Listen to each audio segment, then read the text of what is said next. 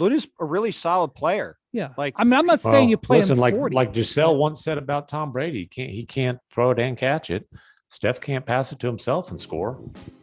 The other guys aren't making shots.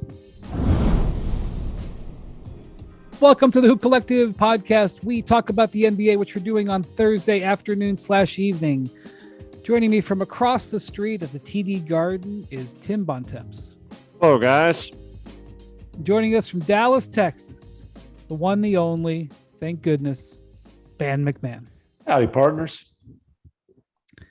2-1 Celtics. The city is happy, starting to feel it.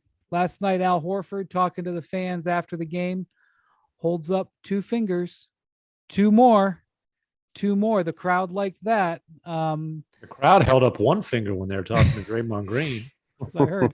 I believe Draymond held up 1 finger in Memphis. Might have been one finger in each hand. I was going to say he held up 2. It was 1 on each hand. Right. I thought everybody played their role last night. The crowd played its role. They were hating Draymond. I don't like, call me, old prude, stuck up, whatever. I don't like it when obscenities are chanted on national TV, but I don't like it when there are kids there. I don't love that, but well, I mean, Draymond had his son with him at the podium and he dropped a S-bomb. So I guess S is at least more mild than F, but yeah. True. But it's hardly like it's only the Boston fans that do this. I mean, oh no, it's not. Listen, Jay Crowder got it in New Orleans. You were there for that. I mean, the fans brought T-shirts that said it. And Jay Crowder and the Suns brought those T-shirts home with them. Jay wore one to the press conference. So he tweeted today that he got those chants when he was running on the beach in Miami, but they were in a friendly nature. The crowd played their role. Draymond played his role, fouled out of the game, defended himself. Draymond played the villain role. He didn't play his role for the Warriors, though, and that's I didn't twice say he this played series, his role so that's for the problem. Warriors. Yeah, he played the role he's played in this series, a bad one. Yeah. And Clay played his role, defending his teammate. Steve Kerr played his role, stay classy, Boston, etc. Everybody played their role. I don't think Draymond has had almost any impact on this series whatsoever. I think it's been a giant storyline that is not really relevant. I don't think his play on the court's been that different, difference making. I think the biggest difference he made in game 2, which is when everybody was giving him credit, he did play better in that game than game 1. He was more of a factor on defense. He was part of a better defensive effort. Mm-hmm. But you want to be honest, the biggest difference he made in game 2 is that he took 9 fewer shots and therefore had 9 fewer misses. And therefore there were 9 more efficient possessions. Like that to me was the bigger impact he had. I'll let you guys have your say on it, but I don't really care about Draymond. I don't think if we're going to name 5 or 6 things that's going on, he's not in my top 5, Bontemps. Well, you just spent the first 5 minutes talking about Draymond Green. I want to put it aside. Okay. So back off that mic, my friend. Back off the mic just a little Seriously, the masses can only handle you at such high decibels. Like we got to, come on, fella. We got to keep those decibels in the double figures. Okay. Go on, Bontemps. He's up there. He's at the Draymond podium. Anyway, that's where Draymond held court last night. And Wendy, you're like Draymond. You only podcast from the hotel room. Well, I will say this. I disagree with your general premise that Draymond Green has not been a factor in this series. Game 2, I thought he was a significant contributor. Games 1 and 3, I thought Draymond was a huge factor. Are we going to argue about significant factor and contributor? I mean, we're splitting. No, what I'm saying is this: games 1 and 3, I thought Draymond was a huge factor because he was the worst player on the floor in both games. Draymond was the reason they didn't have a chance to win game 1. He was the reason they didn't have a chance to win game 3. And I mean, he's owned up to it. He wasn't the reason they didn't have a chance. Oh, yes. To win game Listen, the reason the poorly, Celtics didn't win game 3 is because they got absolutely dominated in the things that Draymond Green is supposed to do. They got dominated in the hustle stuff. Draymond Green cannot have more fouls than rebounds. The points, the That I agree scoring, with. I don't care. Like we whatever. Draymond has to be a dominant defender and a good rebounder. There's no way every single player in the Celtics starting five can out rebound Draymond Green, and the Warriors will have a chance to win. That plus, I mean, Draymond just talked so you about know, Grant Williams wants to be Andrew here. Wiggins and Steph Curry had worse plus minuses in Game 3 than Draymond did. Just FYI. Okay, my point is this. I mean, Gary Payton played 11 minutes and was minus 13.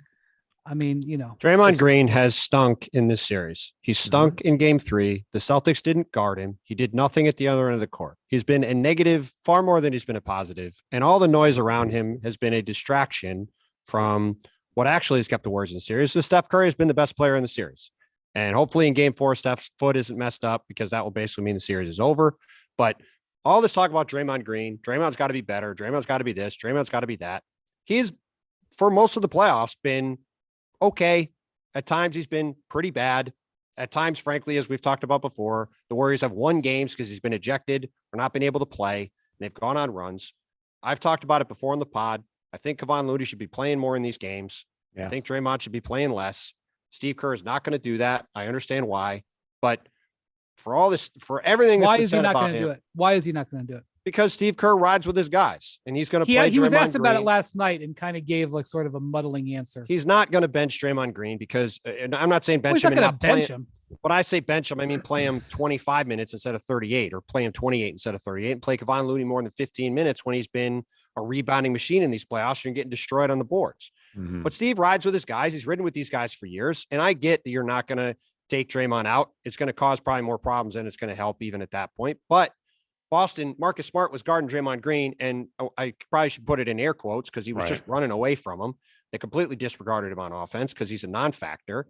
And, at the end of the day, like he's been a non-factor. And I would even say he was a non-factor in Game 2. He was whatever.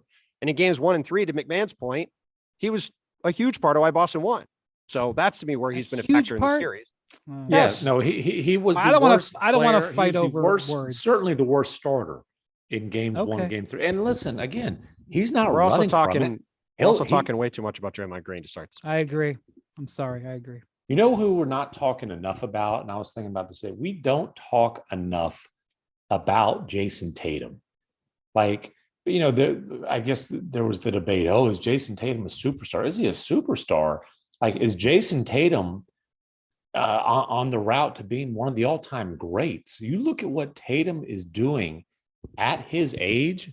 I was curious about it, and so I looked up earlier today, and this, it's not a perfect stat, but I looked up guys who had scored as 1,500 plus playoff points at his age. As I scrolled to look for this, and it's an interesting list. And that's not the list right there.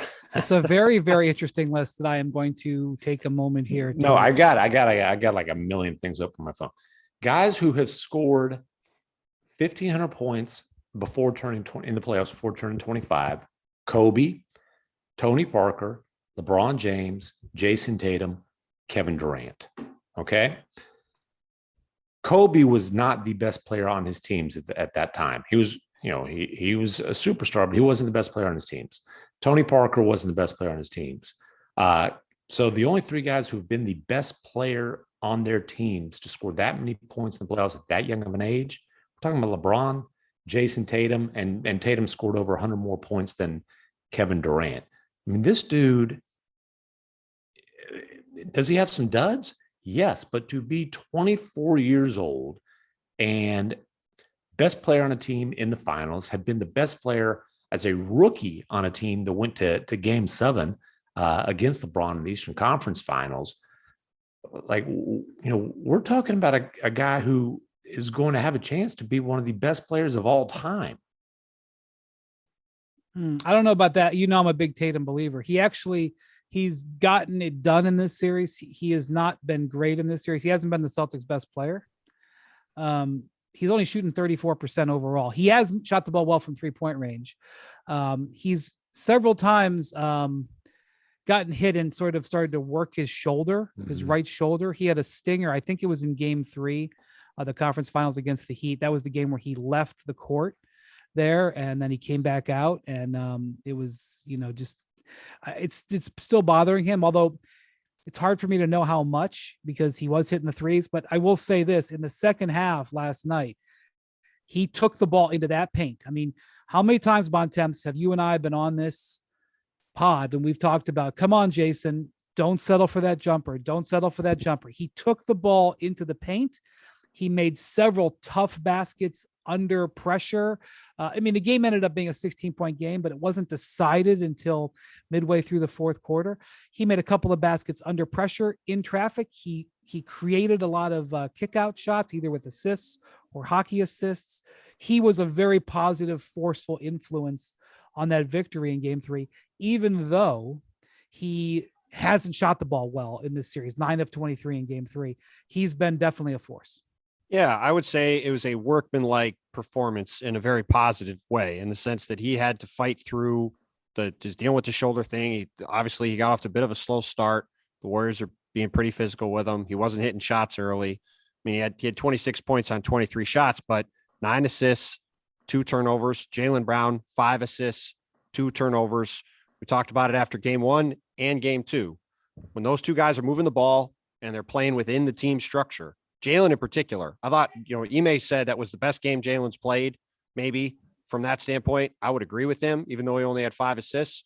When those two guys are playing like that, the Celtics are really, really good, because then other guys are getting involved. They're not getting into these situations where they're over driving and then turning the ball over. They're much more in control with the ball.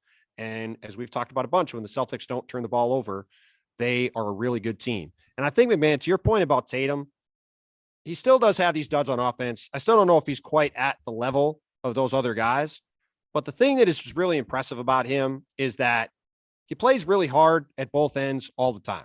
Mm-hmm. Like, he is a really good defensive player. He's gotten better and better at that end of the court. And he's not Kawhi Leonard, but he's really solid. He's a plus defender. And because of that, even in games where he doesn't shoot the ball well, he's able to be a factor all the time in ways that guys like Luka and some of these other guys are not. And that's the thing where if he can start to get a little more consistency with some of these shooting things, it doesn't quite have as many 3 for 17s, and he gets a little better with his playmaking. I mean, the path is there. And obviously, if he can win 2 more games here, you're talking about a guy 24, best player on a championship team with a bunch of young guys around him with a chance to be good going forward. Like, that is the start of what could be a pretty special career. And you're talking about better with playmaking. He was 3 of 17 from the floor and still was a major reason why the Celtics won game 1. He's averaging over 8 assists per game in this series. Yep. 18-2 now this season when he gets 7+ assists, 15 straight wins. And like last night, Workman, like, okay, a lot of guys would love to have Workman like 26, 6 and 9 nights. Well, my point in the NBA finals. Well, and my point was he fought through some early adversity in that game, and the numbers look great, but to me, what was impressive about it was how he kind of ground his way to it. Right, it was sort of like when you see, we've watched LeBron a million times, like maybe not play great in the game, but he'd end up with 38 and 8. Right, he'd like find a way to get to where his team needed him to get to.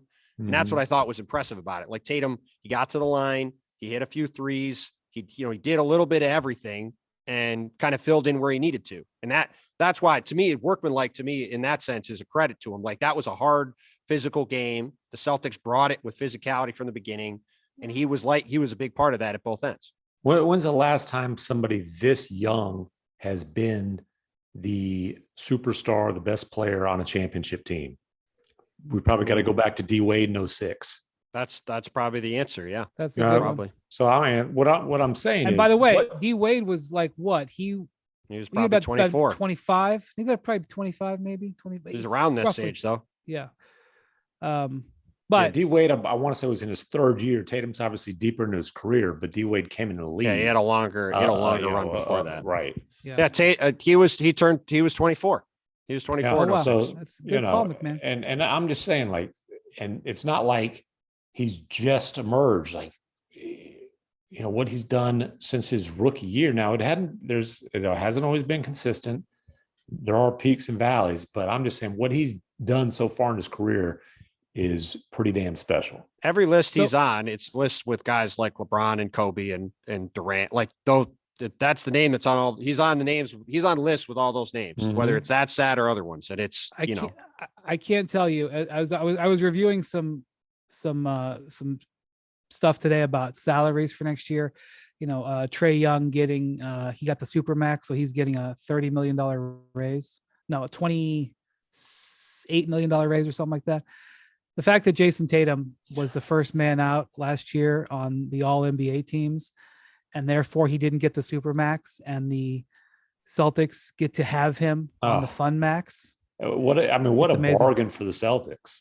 So I've advocated for this a little bit, and I'm only half joking about having a little meter on the score on the television, where the Celtics turnovers, I envision like a gauge where it's in green or it's in yellow, and if then it gets to red. No red, just yellow, because once it gets past 15, it's got to be red. As it's approaching, that's when it gets yellow. Let me rephrase it. One is in green, one is in gold, so that when it gets past 15 turnovers, it goes to gold. Advantage gold, meaning advantage Warriors.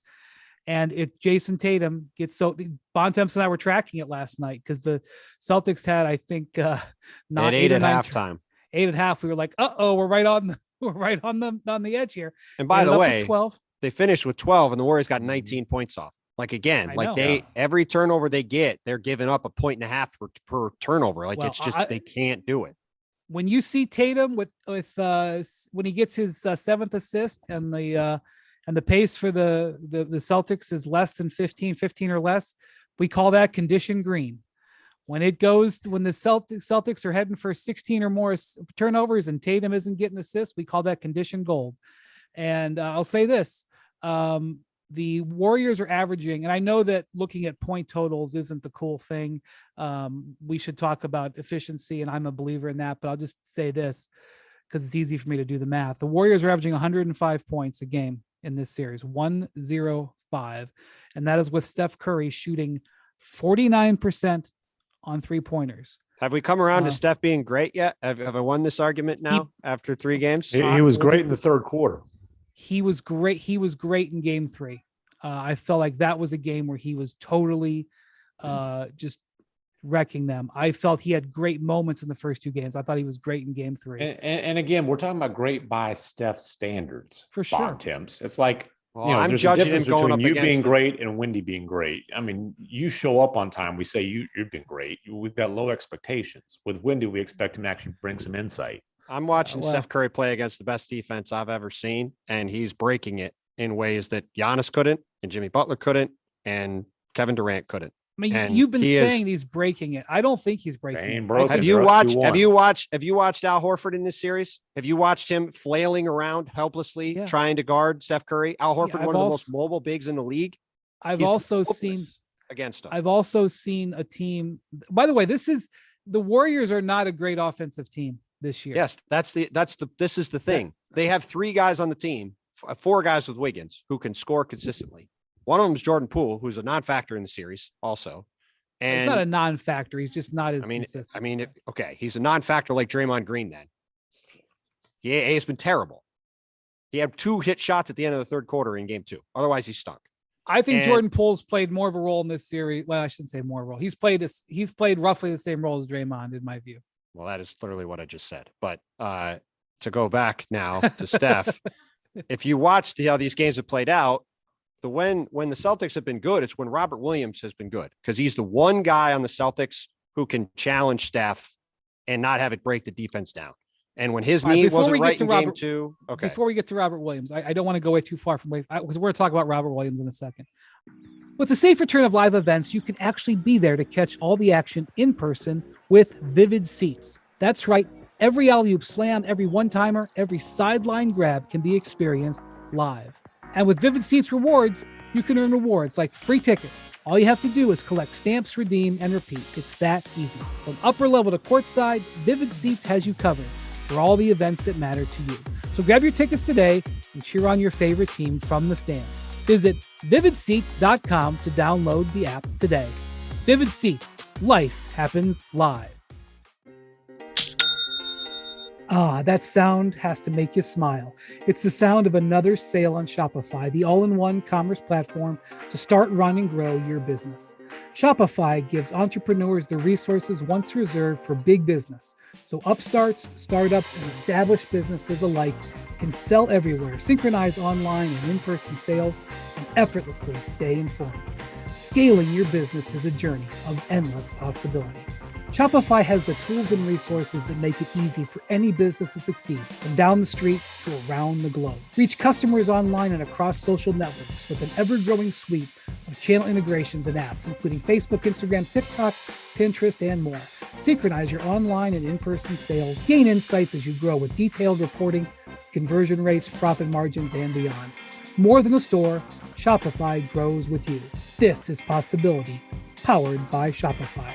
So go to shopify.com/hoop, all lowercase, for a free 14-day trial and get full access to Shopify's entire suite of features. Grow your business with Shopify today. Go to shopify.com/hoop right now. Shopify.com/hoop. I don't want to get too far away from Jaylen Brown because we sort of moved past him. Yeah. Before the game yesterday, you could have gotten Jaylen Brown at plus 800. Bet 100 to win 800 for MVP. And then he came out and had, frankly, a historic first half. Like we started getting notes from Stats and Info, and they were like, he was having halves like some of the greatest. Well, he had a great first quarter. Scored 17 in the first quarter. Obviously, turnovers are a big thing from him because the Celtics still can't stop Marcus Smart from literally throwing the ball to the other team. And last night he added the very agreeable form of throwing it out like into the backcourt so that the Warriors could catch it on the run towards their basket. A nice outlet pass. It was very accommodating. I think three times he did that. I love Marcus, but he threw literally the worst pass I've ever seen. When he drove to the basket, jumped in the air, had two guys on him, and literally just chucked it over his head to nobody. I mean, it was insane. Literally just somebody on the Warriors literally caught it like this, like a football pass, ran the other way and got a dunk. I was like, this is unbelievable. And then he did it again later. And that time he was kind enough to throw it to Steph so they could get a 3 out of it. Let's maximize the turnover.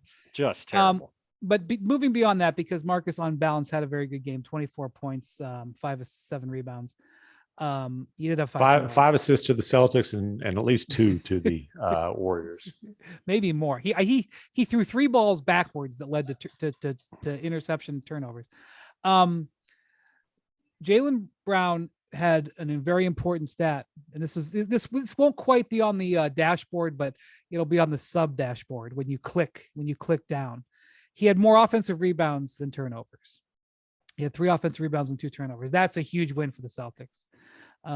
Like if Jaylen and Jayson combined for 14 assists and 4 turnovers in games going forward in the series, like they did in game 3, it's very hard for me to see the Celtics lose any of those games because that's when this team is at its best. 6 offensive rebounds between them. That's also very good. The extra possessions that that they were able to get. The Warriors had been just getting 5, 8 more shots. I think in one game it was 8, one game it was 6 more shots, just because they had more possessions. The Celtics had 11 more shots, and the turnovers were, a little in their favor, and also the offensive rebounds. There was a very clear message from Ime Udoka from the 3 days between games 2 and 3 that this team needed to be way more physical and way more aggressive, and it was unacceptable how they're getting pushed around by Golden State in game 2 and not winning all those offensive rebounds and hustle plays and all that stuff. And you could see from the opening tip in game 3, the Celtics were determined to turn that around and be much more aggressive and much more, they had a much better intent to go get the ball all over the court. And, the results speak for themselves. So if 3-game MVP, would Jaylen be the guy? I honestly probably would still go Tatum, but you can certainly make an argument. Or is Bontemps prepared to vote for Steph after his Jimmy Butler vote? I mean, through 3 games, he's been the best player, but we're 3 games in. So we'll see. You could make a case for Draymond. He's just been valuable to the Celtics. By the way, Draymond, who takes such great pride in declaring, I can guard anybody.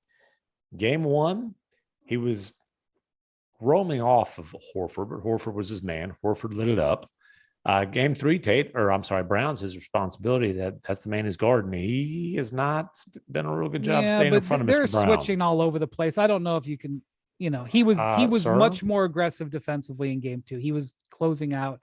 He played a good game in game 2. I'm reading this from Kevin O'Connor from The Ringer, and I also saw our guy Kurt Goldsberry, I think, had this on IG. It's a second spectrum stat. Draymond is allowing 1.24 points per play when he's the direct defender. That's the worst of any playoff series since 13-14, and I believe it's since 13-14 because that's as far as the tracking goes.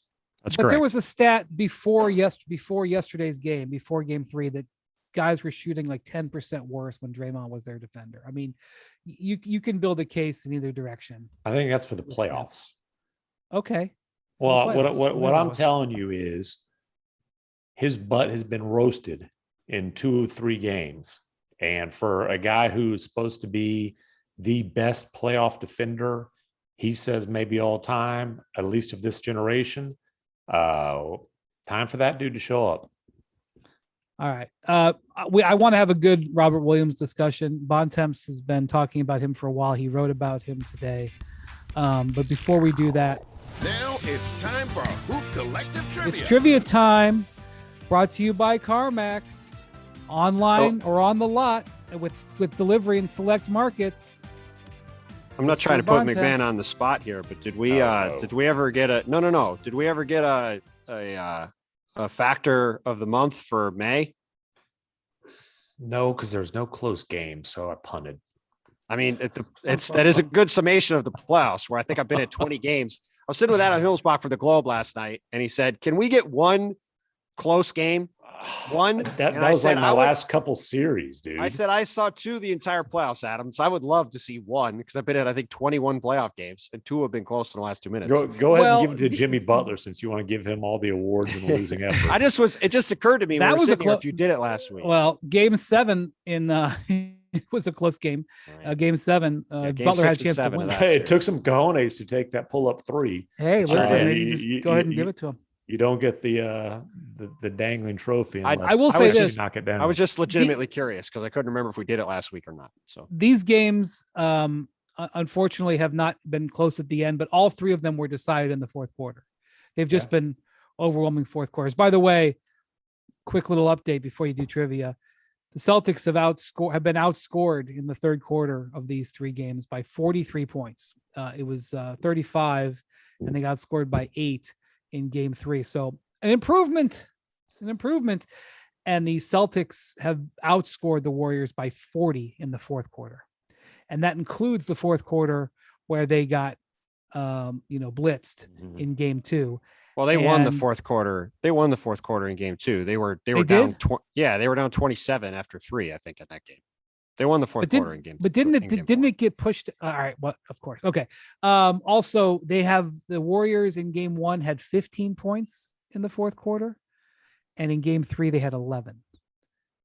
And we'll get back to Robert Williams being the key to that in a second. All right. Trivia. 2 trivia questions, both pretty short. 2. Well, they're both short.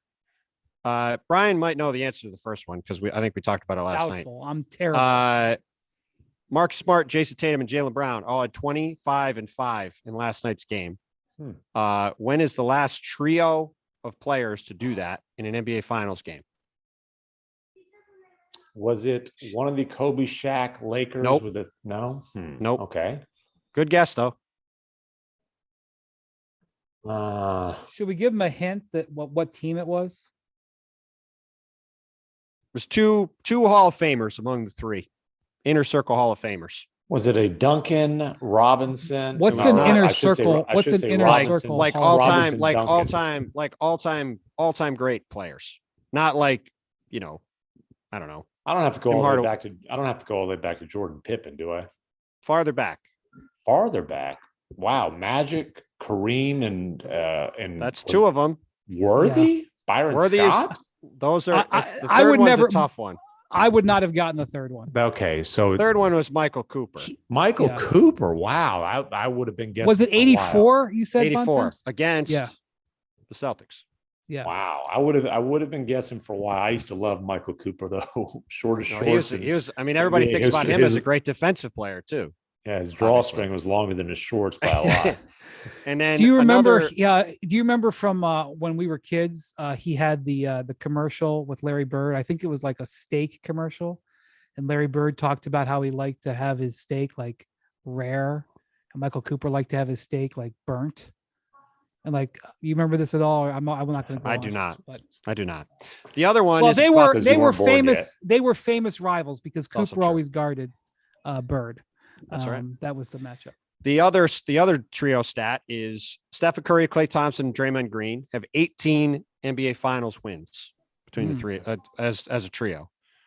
Which trio over the last 50 years, when all three guys have made the All-NBA team in their career, have more Finals wins than them? Ginobili never made an All-NBA team, did he? Did Draymond make the All-NBA team? Yes, he did. I think he might have twice. He so did once at least. Ginobili never did, correct? Is that correct?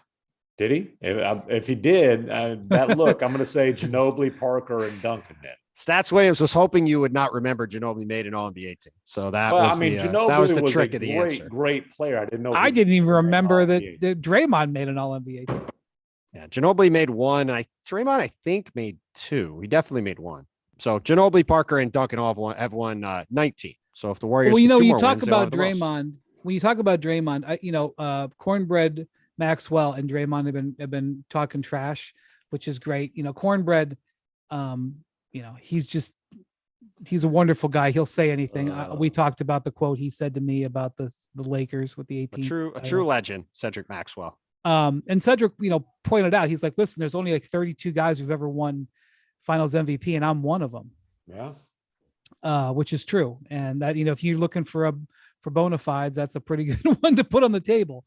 And he won in 1981. So am I. That's true. And by the way, I saw Iguodala. This was funny. Iguodala was talking to The Athletic last week, and they went to him and said, "Hey, there's been some controversy about that 2015 Finals MVP. Looking back on it, do you think that you should have won Finals MVP?" And I thought Iguodala gave a very surprising answer when he said, "Yes, I do think I should have won." Hey, do you think Steph should have won one? Yes, he should have won one, but not mine. Yeah, give him one of KD's. Don't take one of mine. I only got one. It was a very controversial answer. It's a very controversial answer. But I'll just point out that Draymond Green in the 2016 Finals, he had I think 32 points in Game 7. He has not scored 30 points since then in a game. He might not score 30 points in this entire series, no matter how long it goes. He might, yeah. I think he's got 15 points in the series. Yeah, they could play. They could play best of. I think he's 17. He might not get 30 in this series. I think he's got as many fouls as points. Could be wrong about that, but I know last night he had more fouls than any other stat. Had Kyrie not made that shot, or with something else, Draymond could have a Finals MVP. Yeah. So, it's interesting. He has, I think, one guaranteed year left on his contract, and I think he's got a player option. There was a point in this season where I heard, because he's extension eligible this offseason. Like, so is Wiggins, and it's like. He does have 15 fouls and 15 points, by the way. I wonder if I remember at one point people were like, I wonder if they'll extend Draymond and Wiggins. And I'm like, right now I would not say it's a good time to bring that conversation up. But Robert Williams, that's a man who already got his extension, and boy, are the Celtics glad that they did. Yes. How about that contract for Brad Stevens? Pretty good. 4 years, 48. It does have incentives in it that he's already, that he can hit. And the Celtics incentives are getting paid out because a lot of them were team-based incentives, and Jaylen Brown is hitting some of those suckers. And I think the Celtics, nice problem to have. The Celtics, like the Bucks last year, will be very happy to be in the tax, because if they are, it means they won the title, like the Bucks last year. Right. Anyway, Robert Williams, I thought Bontemps, he said something interesting after the game. He was describing, because Ime Udoka has been saying for a couple weeks, remember, he missed 3 games in the Bucks series, the last 3 games of that series. I think 5, 6, and 7 he missed because he missed 5, 6, and 7, and then he also missed Game 3 against the Heat. Right. So like this is like Ime said, this is truly day to day, and they list him as questionable. And we dutifully ask every shoot around and every game, is Robert going to play? And Williams said last night, he was like, I really don't know how I'm going to feel until I warm up. Mm-hmm. Like he knows he's probably going to play, but like because between games, he's doing no physical activity. They are doing obviously treatment, ice and stim and whatever else they do on that knee. Because he's got not only coming off the meniscus injury, but he's got a bone bruise that he's getting over. And, he took a shot on it in game 2. Like, didn't somebody run into him? And that was more of a Marcus Smart fell into his leg, and he sort of went down and was like, did I hurt my knee? And then he got up and was like, all right, I'm okay. But that was, I asked him about that the other day, and he said it was more of a, am I hurt, than he actually was hurt moment. Okay. So, but it's a huge factor. I'm going to let you talk about this in a second, Bontemps. It's a huge factor that how versatile and how springy he feels, but they don't know. He doesn't know until he gets that warm up. The way he was describing it, he's like, as he's warming up, like pregame, he's like, boy, tonight will be a good night. And it's a lot for things to hinge on, because Williams' ability to move around has been a huge factor so far in how good the Celtics defense has been. Yeah, no question. I mean, Robert really, he's, as you said, he's been questionable every game for a month now. And it is like really just a matter of day to day. Some days he wakes up and his knee feels good. Some days he wakes up and his knee feels bad. And you've seen it in this series. It's not even wake up. It's like he described it as like, I know when it starts to get warm. Right. Well, in like games 1 and 3, he was flying around, blocking shots, making hustle plays all over the place, and was a huge, huge factor. Game 2, he was kind of limping around, was out there, but not really out there, was a non-factor. And that's the game, not surprisingly, that the Celtics got blitzed in, because like I was saying before, Al Horford has been unbelievable in these playoffs. And he is one of the most mobile, even at 35, so one of the most mobile athletic bigs in the league. He has no hope against Stephen Curry in pick and roll. None. But you saw in that 7-point possession. He has to drop. And he actually, at one point yesterday, said, okay, I'm going to get up. I'm tired of him hitting these threes. I'm going to get up on him. And the result was a 7-point possession. Yeah. Yes. I mean, that's the last time he'll do that. Yeah. And he just can't do anything with Steph. And this is a guy who's guarded Giannis, who's switched on to Jimmy Butler. Like, he's one of the more versatile bigs in the league. He's got no prayer against Steph. But you're not worried about Giannis pulling up from 33. You're not worried about Jimmy Butler pulling up from the logo. And that's the thing. The Celtics have been able to play, and their defense is incredible, but they've played all these teams that aren't great shooting teams, and they have bigger, more physical guys. Even Kevin Durant, as great a shooter as he is, him and Kyrie are more operating the mid-range, right? They're not like pulling up from 35, like you said, and let it go. Right. That's where Steph in these 3 games so far, and again, we'll see about his foot in game 4. That has been the thing that's really broken a lot of times is Celtics defense, because they have not been able to figure out how to guard him. And the times that they have been able to have success. By the way, real quick, it's not even that he's shooting over it, but sometimes Horford is in drop, and now Steph has room to maneuver, and he puts the ball on the floor and goes to the rim. Right. And either gets a foul or is able to finish up, because he's an excellent, it's just the overall space that he has coming off. They just have no idea what to do with him. Like, there was one possession where Steph dribbled to about the elbow, and Al Horford just stood there and Steph had a wide open 12-footer, because Al was like, you could see him in his head going like, if I try to come at him, he's going to go by me. And if I just stand here, he's going to shoot it. So I'll hope he misses. Like, that's really what it's been. It's just been him hoping he misses. But when Robert Williams is out there, he is active enough that he can get out and contest those shots at the perimeter and give Steph a little bit of trouble. And he also has the ability to prevent Steph from getting to the rim, because Steph feels him coming on these drives for these blocks. And like last night, you watched that game. Like I mentioned that stat earlier about the 25-5 for those 3 guys.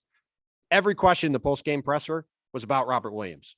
And he had 8 points and 10 rebounds, but he had 4 blocks and was plus 21 in 25 minutes. And he was a difference in that game. When he is feeling good and that knee is feeling good, the Celtics look like a totally, totally different team.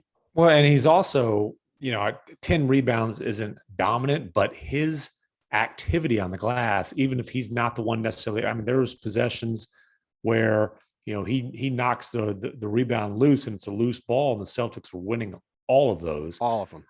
And he does in this contribute game, offensively. It's just as a finisher and rebounder.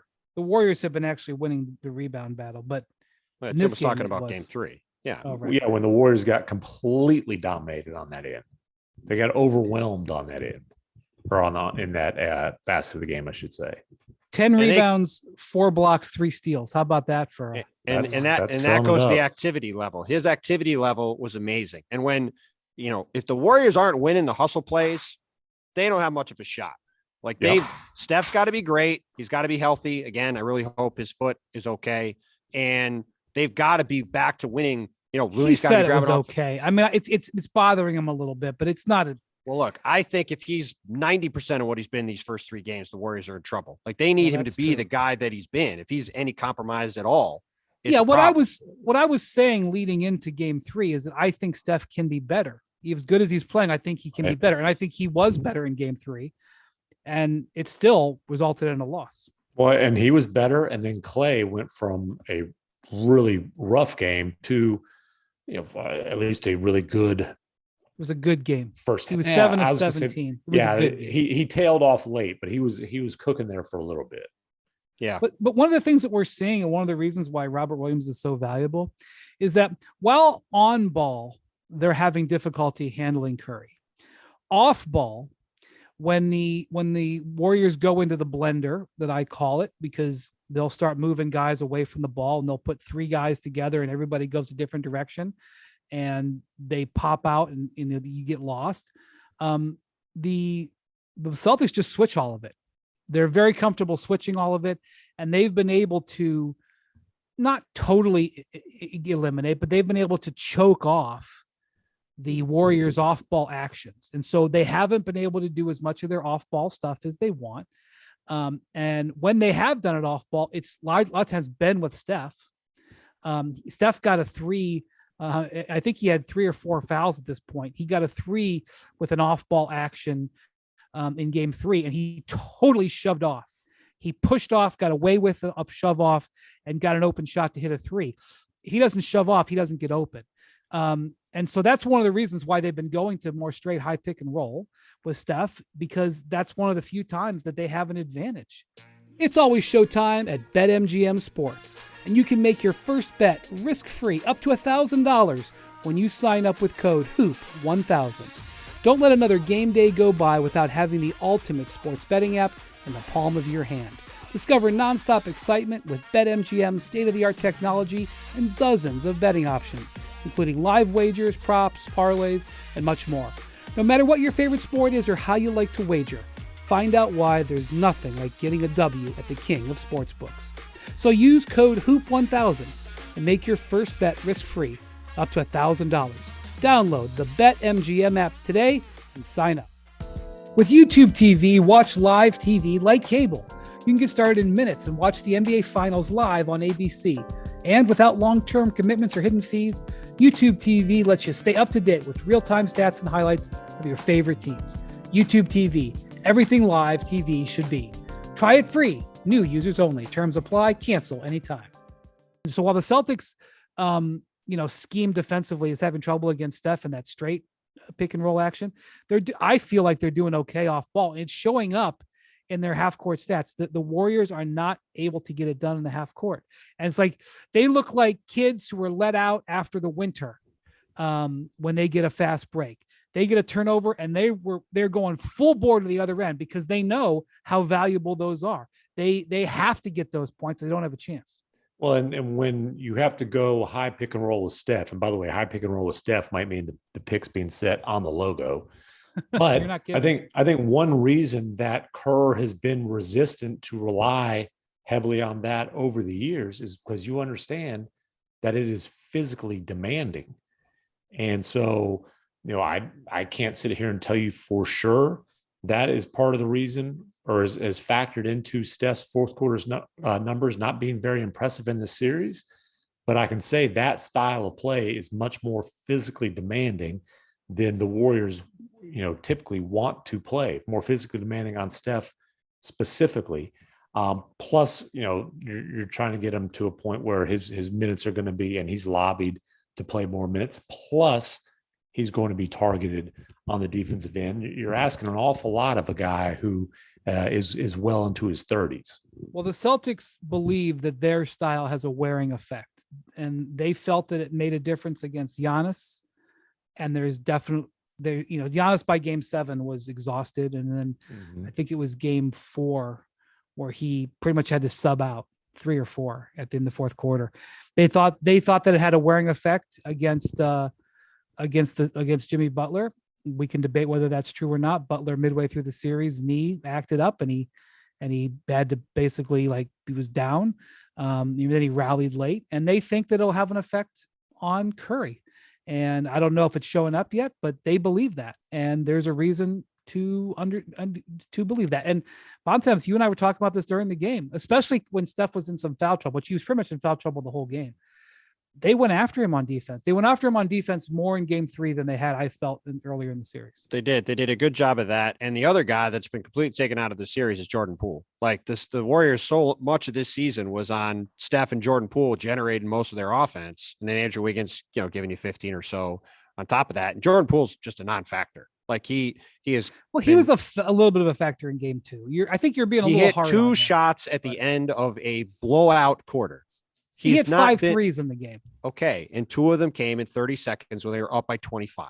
Yeah, but one was an awesome highlight. So it was a great highlight, but he's not been involved in the series, and they need to find ways to get more out of him. I'm not sure they can, because it's just with how physical Boston is and how good their perimeter defenders are. I don't know if Jordan Poole can give them a lot more than he is, and that's sort of the flaw in this Warriors team. They just don't have a lot of offensive options. You saw Andre Iguodala at one point came flying off the bench, just called Andrew Wiggins over and read him the riot act, clearly wanting to get more out of him. He kind of floated through the game he had 18 on 16 shots. He was kind of okay. Like they need more from all those guys, because they're playing Draymond, they're playing Looney, they're playing a lot of these guys who are just not going to give much offense. They need Clay to hit shots like he did in game 3. They need more from Wiggins. They need more from Poole. And then they need Steph to continue being great. What would you, Bontemps, if Steve Kerr called you for a consult, which I'm sure you're sending him to voicemail right now? What can the Warriors do to unlock their offense a little bit? Because I think that's where the rubber meets the road here. The Warriors need more offense. You know this team well. You lived there for years. This is really a Bontemps series. He used to live in San Francisco and Boston. He just happened to move away from them when they actually played in the finals. Good job. What would you say that you think that the Warriors can do to even this sucker up in game 4? I mean, to me, it comes back to the things we've talked about, which is it really has to start with their defense. They have to play with a lot more energy, a lot more activity. They have to win all the 50-50 balls. They have to win all the hustle plays, and they have to generate more possessions. Like they won game 2 because they had the ball a lot more than the Celtics did. And to me, some of that is you played Draymond Green less, you play Kevon Looney more, to get more offensive rebounds, to have a little bit of a different offensive look, because the Celtics are just absolutely also not Looney him. Is a bit of an offensive weapon. He sits there and hides in the back. He's shooting like 90% in this series. He tore the Mavs up, and it just, getting those easy little dump off passes and finishing, getting offensive rebounds. The Warriors had 6 offensive rebounds in game 3. He had half of them. Yes. He didn't play a whole lot. No question. And so I think he needs to play more. Steve clearly doesn't feel like he can play those 2 guys together a lot. So I'd be playing him more and Draymond less, like I've said a couple other times. And then they just have to turn the Celtics over. They're not going to score consistently in the half court against this team. They have to get out in transition. They have to get easy buckets. Like there's not really a solution for them in the half court, I don't think, with the limitations they have on their team to be able to score enough to win this series in a half court battle with Boston. I just don't think they can do it. So they have to maximize their possessions, I think, in order to do that, which is turnovers, offensive rebounds, hustle plays like that. That's where they could generate the difference, I think. He's playing about the same number of minutes as Otto Porter. And I know Looney. Otto Porter. And I know Otto Porter spreads the floor more, and that's helpful in certain lineups. But Looney's averaging 21 minutes. Porter's averaging 20. Looney is 10 of 14 from the field in this series. Just look at last night's game. Kevon Looney had 6 points, 7 rebounds, 3 offensive rebounds in 17 minutes, shot 3 for 4 from the field, had 3 assists. Okay. Draymond played 35 minutes. He had 2 points. He had 4 rebounds. He had 3 assists. Like, he shouldn't be playing twice as many minutes as Kevon Looney at this point. He just shouldn't be. Right. Looney. I'm looking at as the small sample size theater, but I'm looking at offensive rating.